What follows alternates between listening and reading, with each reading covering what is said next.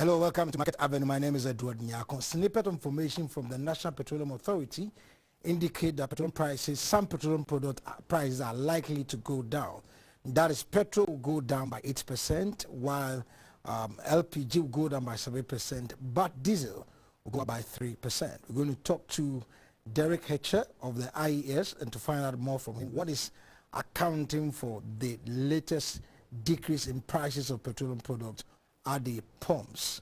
And again, we'll look at post-harvest handling of grains. We're told by the Ghana Commodity Exchange that about 10% of maize harvested got lost through post-harvest means because of the way we handle it.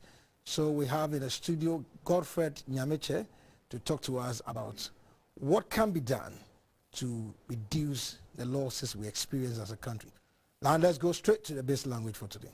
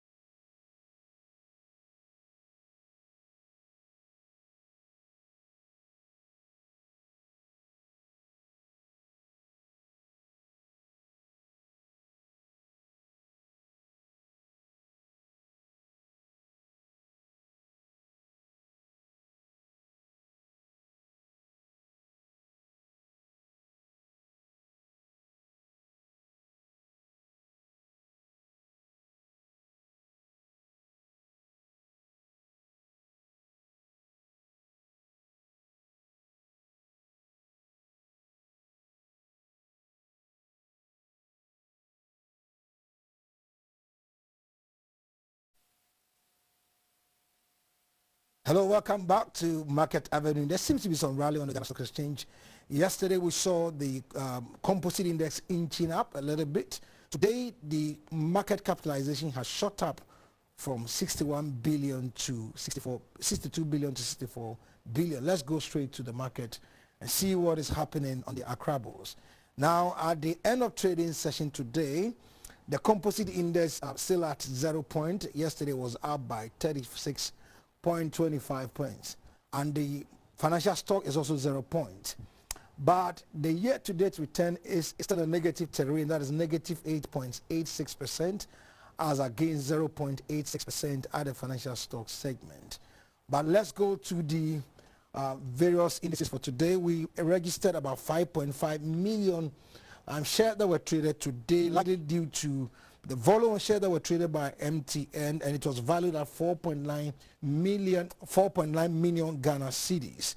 And then the market cap, which yesterday stood at 62 billion Ghana cedis, has shot up to 64.8 billion Ghana cedis.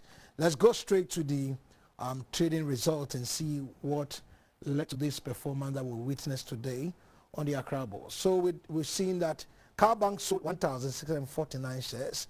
And then CPC, Cocoa Processing Company, also sold 7 shares. And AGH, that is Enterprise Ghana, which had its AGM yesterday, sold 90 shares. EGL, Ecobank Ghana sold 90. EGL, that is Enterprise Ghana, 65. ETI, Ecobank Transnational Incorporated, 50 shares. And Farmwork did 8 and 49. GCB, that's Ghana Commercial Bank. And then MTN registered about 5.5 million shares, but it was valued at 4.9 million Ghana cedis. We've seen PBC produced by a company 1,500 shares. And then Standard Chartered Bank 7 shares and SIC 6,646 shares. And Total Ghana 1,070 shares. So the volume of shares traded today was 5.5 million Ghana shares. 5.5 million Ghana shares. So we're going for a short break. When we come back, we're going to talk to Derek Hatcher about the prices, petroleum prices are likely to go down. I think he's still on the line, so we can talk to him straight away. Derek, if you're on the line, we're grateful to host you this evening. Derek? Hello? Derek, please, can you hear me?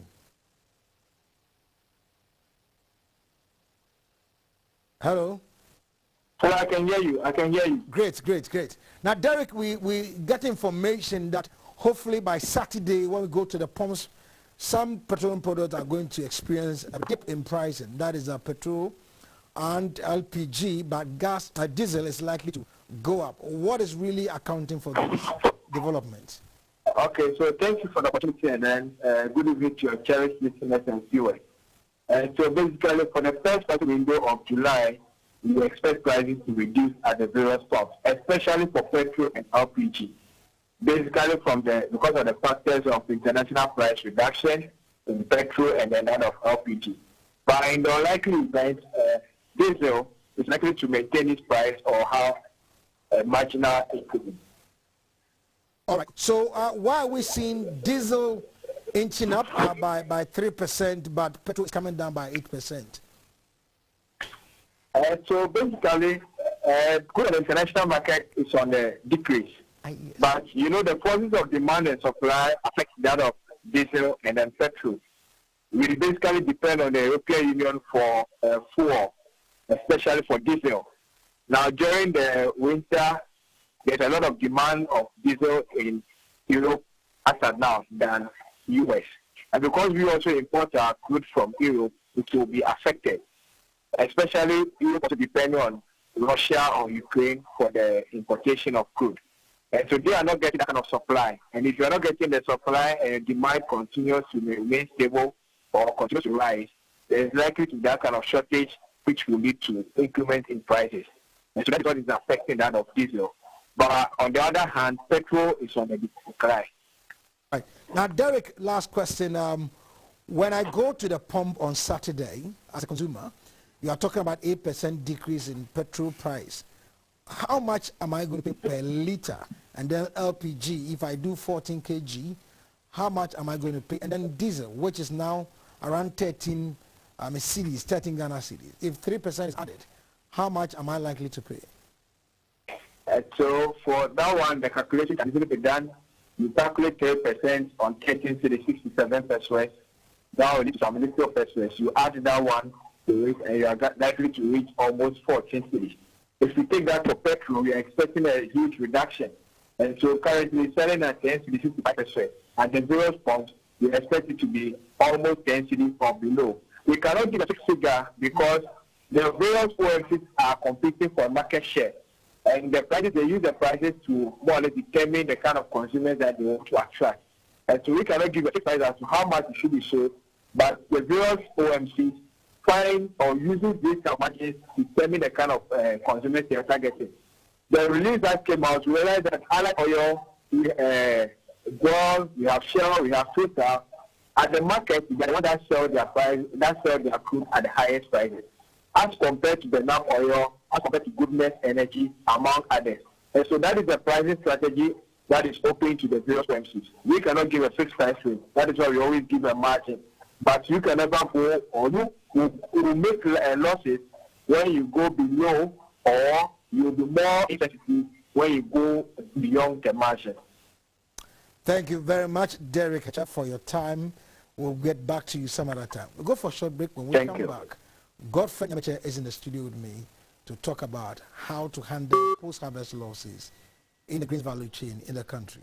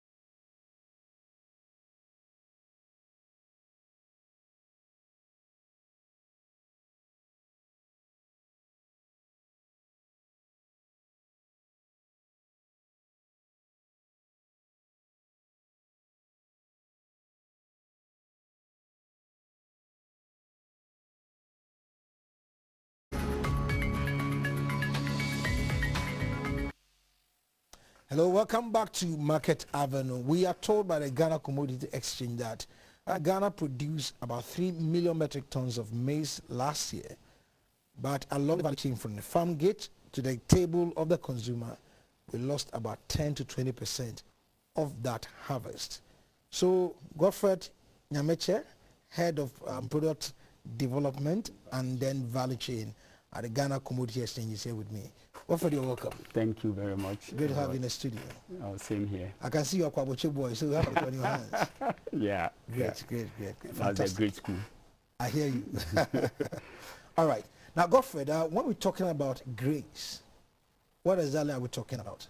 Okay, so grains, we have grains and cereals, so including the legumes as well, but we trade in some legumes and then grains. So I can give you some examples of the grains. We have maize is a typical example, and you know it's the #1 crop we consume in the country. So grains can be, we have rice, we have maize, we have sorghum, soya bean, which we can even consider as a grain, even though it falls within the beans sector, the legume, just like the groundnut.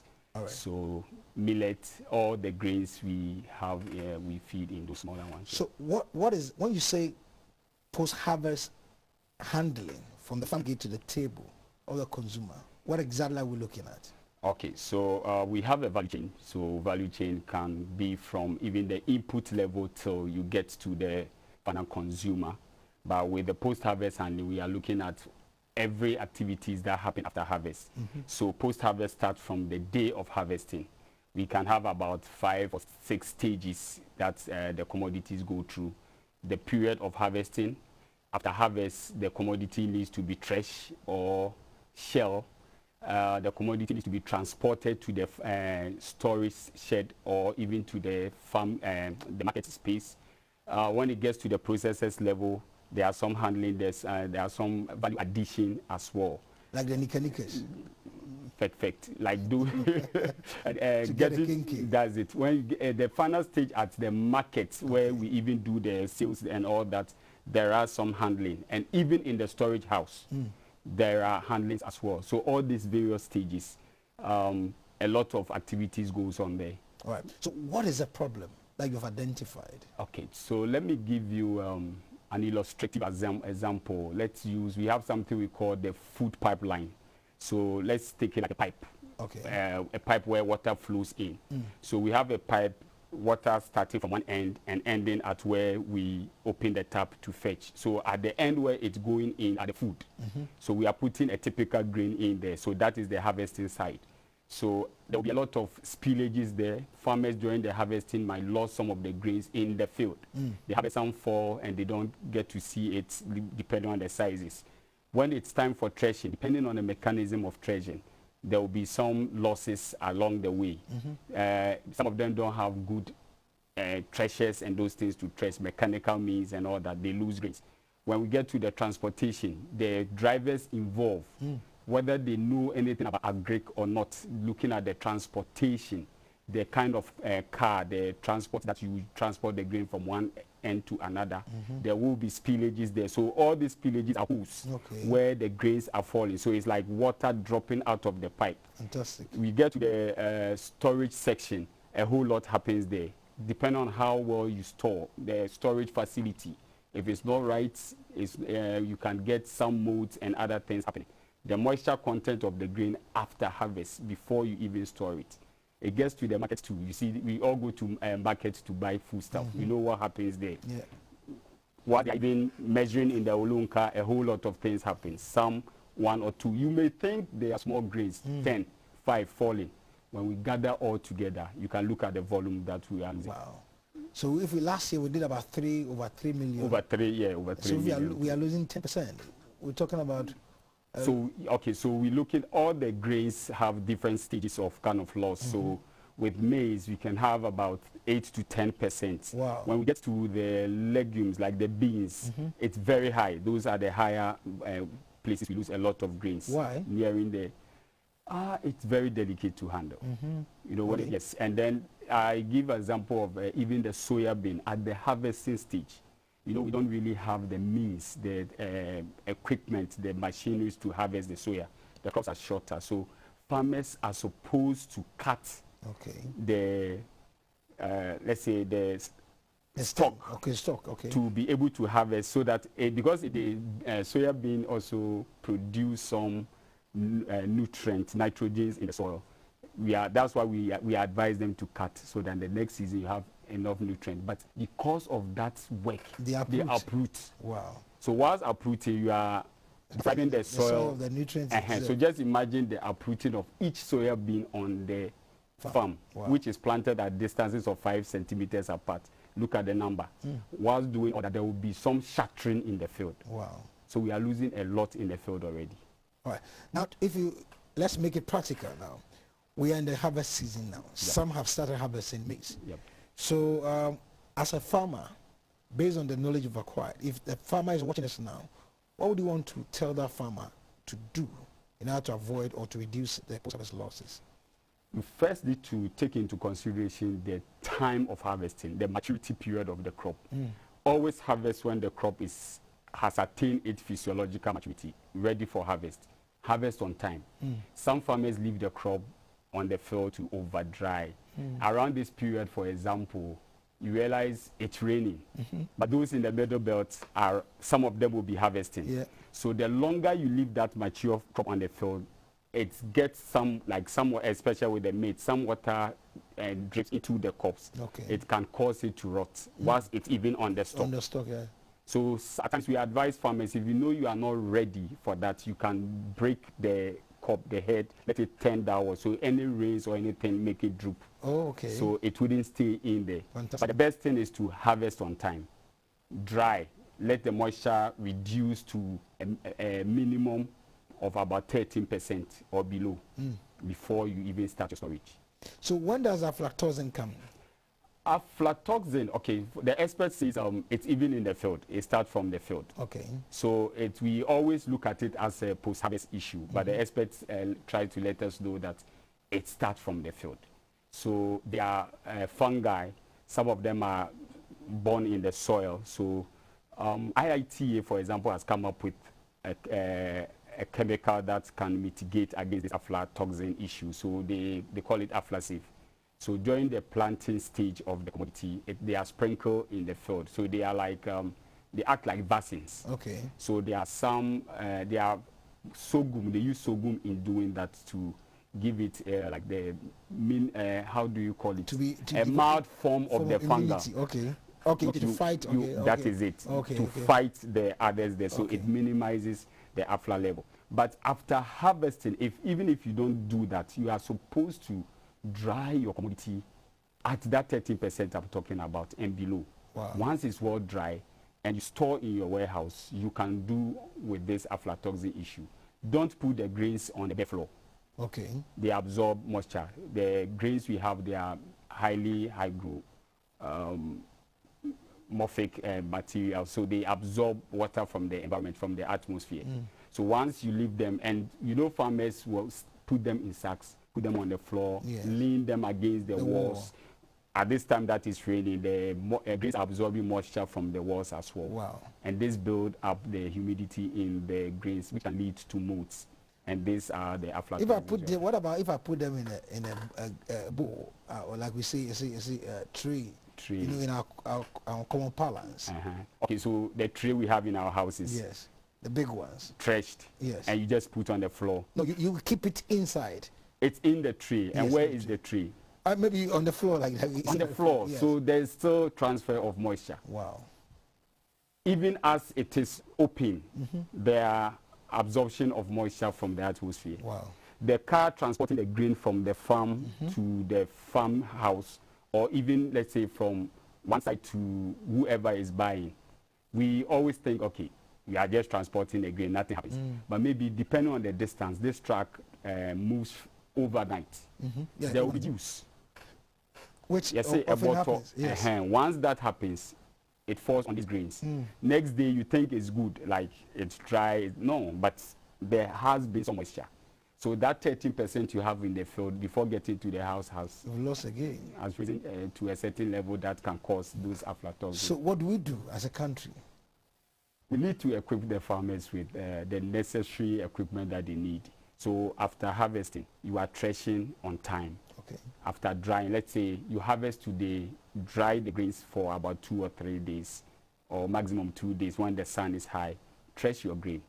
If you think you can't even thresh immediately, we advise farmers to build narrow cribs in the farms. You see, it's like using the local woods they have from the farms. You construct a crib, sort of like a bank, a credit, those days, you know, and dehusk the maize, stock them in there.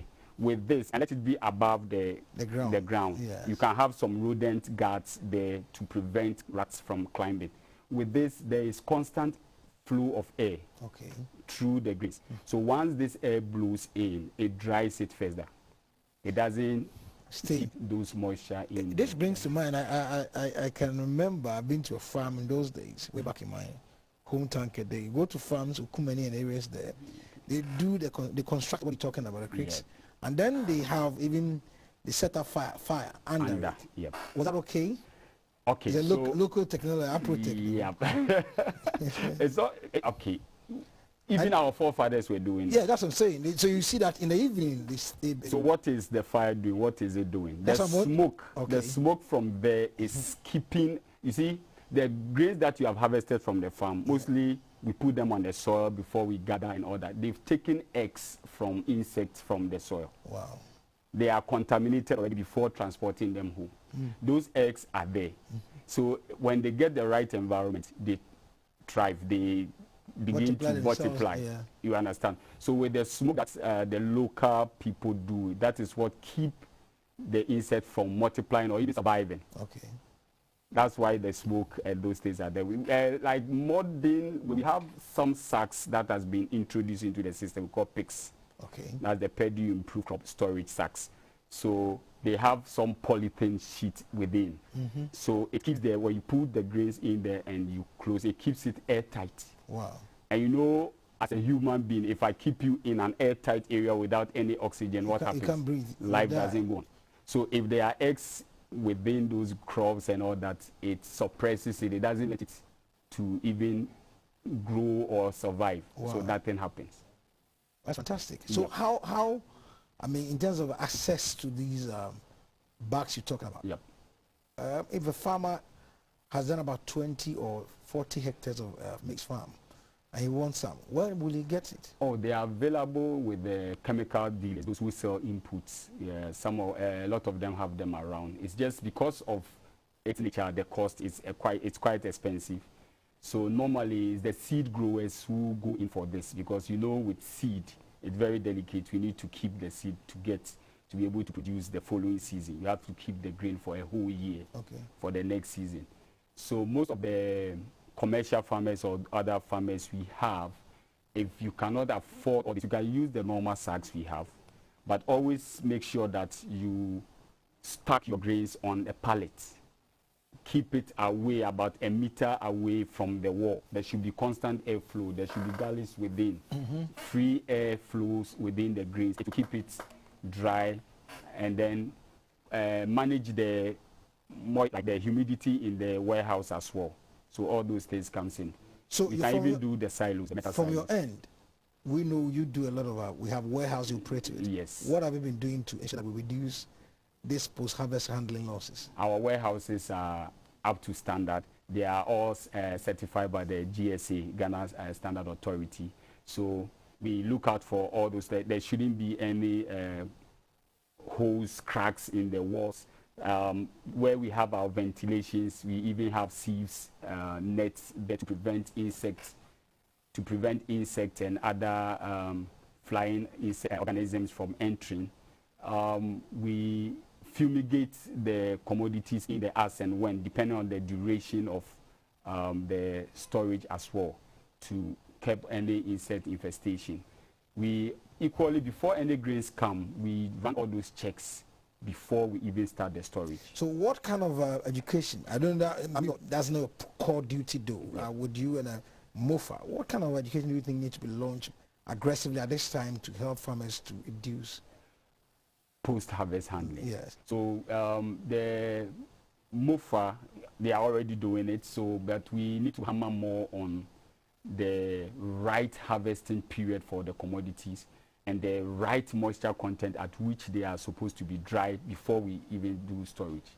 You know, the local farmers who want to at least store for some time before prices are good and sell. And even if you are selling immediately, the one buying will also keep it for 1 or 2 minutes before. So you need to be very careful on the moisture content. I'm sure we need to train farmers more on how to determine the right moisture content of the grains for storage. All right. Godfred, yes, good to have you in the studio. Oh, same here. Thank you very much. Let's wrap up on Market Avenue today. We'll be looking at post-harvest handling of grains from the farm gate to the table. And my guest has been Godfred Nyameche from Ghana Commodity Exchange. He's the head of product development and value chain. Shalom, God will come again tomorrow. Bless you.